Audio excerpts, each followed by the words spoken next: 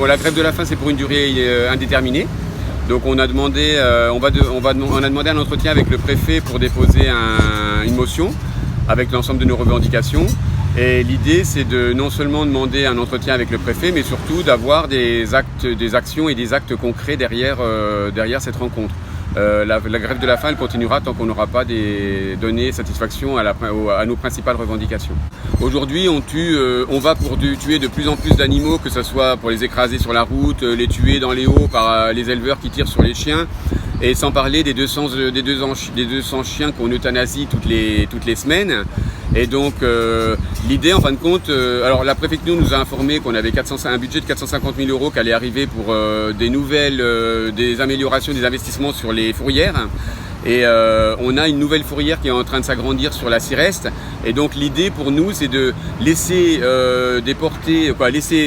laisser naître en fin de compte des animaux pour les euthanasier massivement derrière. Pour nous, c'est complètement ridicule.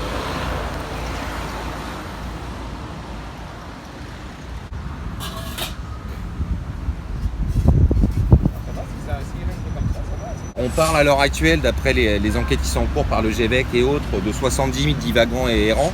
Nous, on pense que c'est beaucoup plus. On pense qu'on se rapproche autour de 300 000 chiens et chats. Je précise qu'il y a les chats aussi qu'on voit beaucoup moins sur l'île parce que il se cache énormément aussi des chiens et il y a une reproduction qui est encore plus rapide.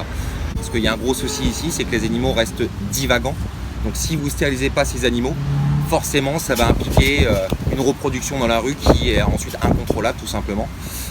Donc il faut déjà éduquer les gens là-dessus. S'il y a, ok, dans certains quartiers, les laisser divagants c'est une chose, mais au moins les stériliser. En soi, il faudrait que chacun s'occupe de son animal et le garde chez soi. Je peux comprendre que c'est pas toujours facile, vu qu'on est sur un cadre de vie, on vit beaucoup à l'extérieur, mais il faut une stérilisation massive. C'est au pouvoir public, on va dire, trouver des solutions concrètes et d'éduquer les gens sur comment, on va dire, adopter un animal et comment s'en occuper par la suite. C'est sûr qu'on n'adopte pas un chien comme un objet ou un jouet, puis ensuite on le jette quelques années plus tard. Par contre, j'ai toujours rentré beaucoup, tu vois, c'est vrai que c'est des... Ouais.